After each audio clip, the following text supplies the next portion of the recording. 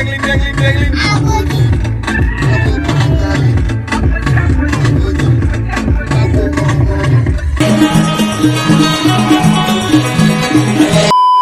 তেমন কিছু না, সারাদিন বানি MP40 গিভওয়েতে থাকার পর যখন শুনে গিভওয়ে করার আগেই তো MP40 ভাগ করে নেওয়া শেষ।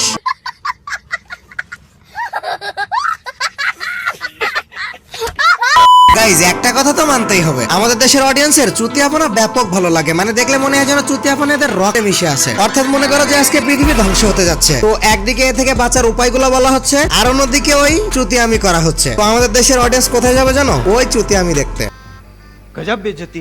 এখন বিশ্বাস না হলে উদাহরণের জন্য তুমি আমার রিসেন্ট ভিডিওটাই দেখে নাও। আমার চ্যানেলের মধ্যে আমি সবথেকে ইনফরমেটিভ ভিডিও বানাইছি লাস্ট 3টা, আর সেগুলোর ভিউজ তোমরাই দেখে আসো। অর্থাৎ প্রত্যেকটা ভিডিওতে তোমরা যথেষ্ট ভালোবাসা দিছো, যথেষ্ট সাপোর্ট দিছো, যথেষ্ট ভিউজ দিছো, কিন্তু যে ভিডিওটা তোমাদের জন্য লাইফ চেঞ্জিং ভিডিও, যে ভিডিওটা দেখলে তোমাদের নিজেদের লাভ হবে, ওটা তো তোমরা দেখোইনি। আর দেখবাই বা কেন? আসলে ভালো জিনিস নেওয়াটা আমাদের রক্তে নাই। আমি তো বসেছিলাম যে ইয়ার অন্তত এই ভিডিওতে আমার 10k ভিউজ আসবে। 10k ভিউজ তো দূর, আমার ভিডিওটা ইউটিউব স্টুডিওতে একদম শেষে অর্থাৎ 10 নাম্বার র্যাঙ্কিং এ চলতেছে। বাই টাটা গুড বাই গয়া। এখন গাইজ দেখো, বানি MP40 দিন তো চলে গেছে অনেক আগে। এখন তোমরা হয়তো অনেকে ভাবতে পারো যে স্কেচ ভাই হঠাৎ আজকে এই বিষয়ে কথা বলতেছে কেন? গাইজ যখন ঘটনাটা ঘটেছিল তখন তোমরা আমার কাছে এসে প্রচুর ডিএম করেছিলে, কিন্তু আমি কিছু বলিনি, কারণ আমার কাছে কোনো সলিউশন ছিল না। যে লাইভে ডেকে নিয়ে যে তোমাদের সাথে চুতিয়ামি করতেছে, তোমরা যে সারাদিন বসে থেকে দেখো যে MP40 তো অনেক আগে থেকে ভাগ করে নেওয়া, এটা তোমরাও জানো, আমিও জানি, ওরাও জানে। এখন দেখো গাইজ, কমিউনিটিতে আমার থেকে ওদের ইনফ্লুয়েন্সার এত বেশি যে আমি যদি ওদের বিরুদ্ধে একটা কথা বলি তাতে ওদের বাপ ছেড়া। এজন্য আমি ভেবেছিলাম যে আমার ফাও কথা যেহেতু কোনো দাম নাই, সেহেতু আমি শুধু শুধু কথা বলবো না। যেদিন আমি এর বিরুদ্ধে সলিউশন পাবো সেই দিন আমি ভিডিও বানিয়ে দিব। তো কালকে রাতে সলিউশন পাইছি, আজকে ভিডিও নিয়ে চলে আসছি। গাইস, কমিউনিটিতে যেসব হইতেছে তাতে দিন দিন আমাদের গেরিনার উপর থেকে বিশ্বাস উঠে যাচ্ছে। এখন ঠান্ডা মাথায় বসে একটা বিষয় চিন্তা করে দেখতে হবে যে এসবের পিছনে দায়ীটাকে, গেরিনা নাকি ইউটিউবার্স? চলো আজকে সবকিছু সামনে এনে ফেলি, উদাহরণ দিয়ে পুরো ক্লিয়ার করে দিই যে আসলে ভুলটা কাদের। আবে মজা আয়েগা না ভিডিও না। গাইস, মনে করো যে তোমার একটা দুধের ফ্যাক্টরি, তো সেখান থেকে তুমি দুধ নিয়ে প্রতিদিন দুধ বিক্রি করতে যাও। প্রতিদিনের ন্যায় আজও সারা রাত ধরে কাজ করে সকালে তুমি দুধ নিয়ে বের হইছো বিক্রি করতে। তুমি আজকে 10 জনের কাছে দুধ বিক্রি করছো, খুবই ভালো ছিল, বাকি 9 জন ঠিকঠাকই নিছে এবং নিয়ে তোমার প্রশংসাও করছে। কিন্তু একজন যে বাকি ছিল সে তোমার নামে ব্লেম দিতেছে, কারণ সে দুধ পায়নি। কেন পায়নি? দুধ তো তুমি তাকে ঠিকই দিছো, তাইলে সে কেন পাইলো না? কারণ ছিল তার নিজের দুধ নেওয়ার সে পাত্রটাই ছিল নষ্ট। তাইলে এখানে বলো যে দোষ টাকার। আর ঠিক এমন ঘটনাই ঘটে গেরিনার পার্টনার প্রোগ্রামারদের মধ্যে। গেরিনা তো জিনিসপত্র ঠিকই দেয়, কিন্তু পার্টনার প্রোগ্রামে থাকা কিছু সংখ্যক ইউটিউবার তারা নিজেরাই নিজেদের মধ্যে ধোঁকা দেয়, চুতিয়ামি করে, আর আমরা বিশ্বাস করে ফেলি যে পুরো পার্টনার প্রোগ্রাম সিস্টেমটাই নষ্ট। আসলে এখানে পুরো সিস্টেমের কোনো দোষ নাই। পার্টনার প্রোগ্রাম অরিজিনালি একটা ভালো জিনিস। যে গেমটা আমরা খেলতেছি, যে গেমটার আমরা পাবলিসিটি করতেছি, সেই গেমের কোম্পানি আমাদেরকে পার্টনার করে নিতেছে, এত অনেক খুশির খবর এবং বিষয়টাও অনেক ভালো। কিন্তু বিষয়টা আজকে আমাদের চোখে খারাপ হয়ে গেছে কেন? কিছু সংখ্যক ক্রিয়েটরের জন্য, জাস্ট 2-1 জনের জন্য আজকে পুরো সিস্টেমটাই আমাদের চোখে খারাপ। গাইস, মেইন বিষয়টা হলো সবাই খারাপ না, জাস্ট 2টা একটা ক্রিয়েটর খারাপ। তারা খারাপ কাজ করতেছে এবং অডিয়েন্সের সাথে চিট করতেছে, আর যেটা আমিও জানি, তুমিও জানো, ওরাও জানে, কিন্তু জানে না কে? সেটা হলো গেরিনা। আর এটা নিয়ে আমরা তোমরা যতই বলা বলি করি, যতই আন্দোলন করি, কখনোই কোনো পরিবর্তন সম্ভব না। পরিবর্তন সম্ভব শুধুমাত্র একটা জায়গায়, সেটা হলো কোথায়? যদি এই নিউজটা আমরা গেরিনার কানে দিতে পারি, গেরিনার কাছে যে যদি বলতে পারি যে দেখো তোমার টাকা দিয়ে পোষা বান্দা আমাদের সাথে কি করতেছে। গাইস, গেরিনা কিন্তু আনাপ পরিমাণ জিনিসপত্র ইউটিউবারদের দেয় যে যাও ভাই এটা নিয়ে সবার মধ্যে ভাগ করে দাও, সামনে ঈদ আসতেছে, সবাইকে খুশি করে দাও, তোমরাও খুশি, আমরাও খুশি, তোমার অডিয়েন্সও খুশি। আর ইউটিউবাররাও এসে আমাদের মধ্যে ভাগ করে দেয়। কিন্তু ওই যে প্রত্যেকটা পরিবারে থাকে একটা করে ঘাটতারা সন্তান, আর ওই একটা ঘাটতারা সন্তানের জন্য পুরো পরিবারেরই বদনাম হয়। এখন চলো এর সলিউশন বলি। গাইস, তোমরা যারা আমার ভিডিওটা দেখতেছো, আমি জানি যে তোমরা সবাই ম্যাচিউর, আর বাংলাদেশে চুতিয়ার শিকার হওয়া লাখ লাখ অডিয়েন্স পড়ে আছে। তোমরা কিন্তু ওই অডিয়েন্স থেকে আলাদা, এজন্য এটার গর্ব করো সব সময়। আর যে কোনো বিষয়ে ওদের সাথে স্রোতে গা ভাসাই দিও না। যেটা সবাই বলতেছে সেটা আমারও বলতে হবে এমন কোনো কথা না। প্রত্যেকটা বিষয়ে আমরা জানবো, বুঝবো, তারপর যে একটা ওপিনিয়ন দিব। তো 2-1 ক্রিয়েটরের জন্য সমস্ত পার্টনার প্রোগ্রামারদের ব্লেম না দিয়ে চলো ওদেরকে সোজা করার চেষ্টা করি। সোজাটা করবো কিভাবে? গাইস, দেখবা যে সমস্ত ক্রিয়েটর এবং বাকচুদি করতেছে, তোমাদের সাথে চুতিয়ামি করতেছে,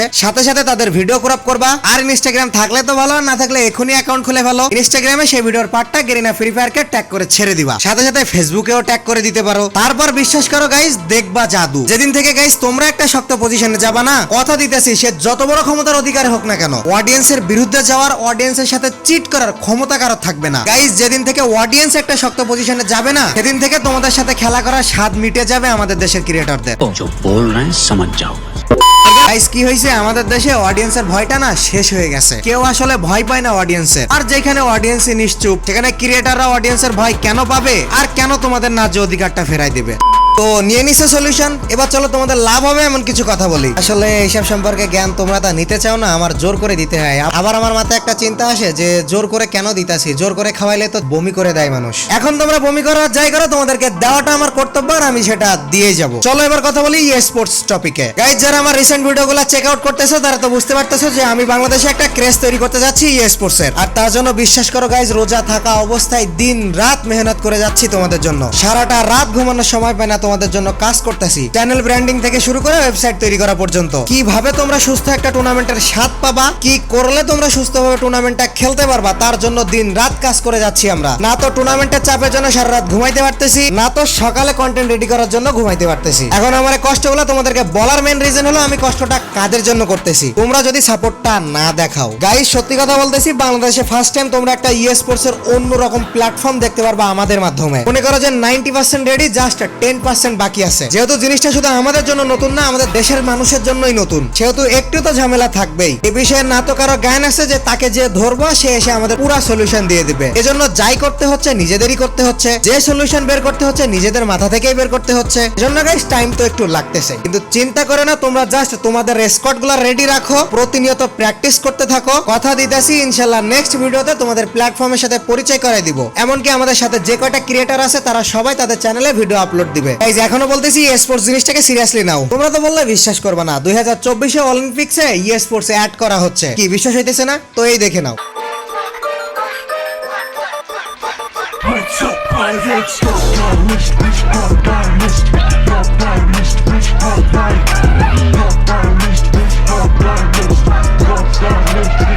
কি অবাক হয়ে গেছো? অবাক হওয়ার কিছু নাই। সত্যি সত্যি 2024 অলিম্পিকে স্পোর্টস অ্যাড করা হচ্ছেই। সাথে সাথে আরো একটা গুড নিউজ, যে বাইরের দেশের কিছু কান্ট্রিতে অলরেডি স্পোর্টস একটা সাবজেক্ট হিসাবে অ্যাড করা হয়েছে একাডেমিক স্টাডিজ এর মধ্যে।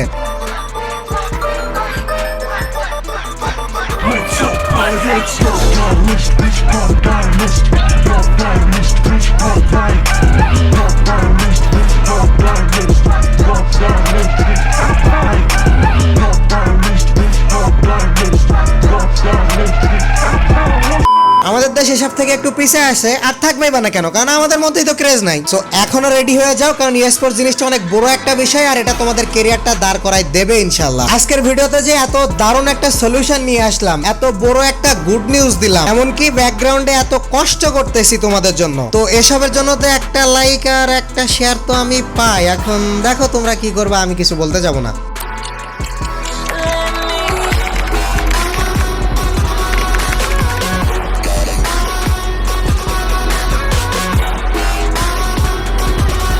ইন্ট্রো লাস্টে থেকে শখ হওয়ার কিছু নেই, আসলে সুযোগ পাইনি সামনে দেওয়ার মতো। মাঝে মাঝে একটু ভ্যারিয়েশন রাখতে হয়, বোঝো না এসব। খাবার নিয়ে কোনো টপিক্সে নেক্সট ভিডিওতে। Till then take care, good by.